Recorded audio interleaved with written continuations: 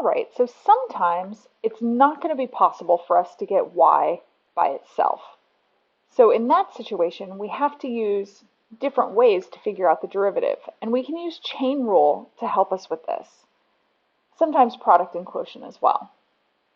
So if y or f of x is a function of x, and I want to find the derivative of this, well, I'm going to use chain rule here. My outside is the power of 3, so I'm going to take my derivative is going to be 3 times f of x squared, but then I have to times that by the derivative of the inside, which is going to be f prime of x.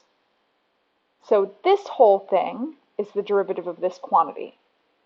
Similarly here, I'm going to say 1/2 y to the negative half times the derivative of y.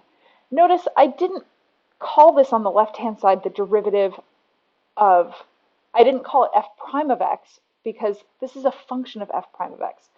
If I wanted to put something on the left side, I could call it the derivative with respect to x of that whole quantity. But I can't call it f prime of x because that's not correct.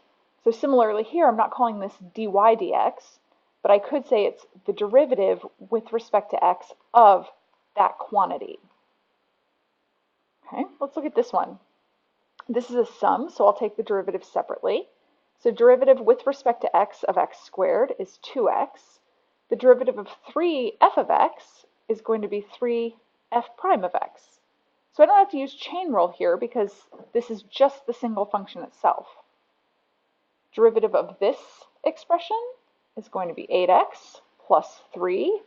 Now this part, I have to use product rule, so derivative of x is 1 times y plus derivative of y times x is going to be x dy dx. I'll use chain rule for this one, so 2y plus 3, of course that's to the 1, I don't need to write that, times derivative of the inside.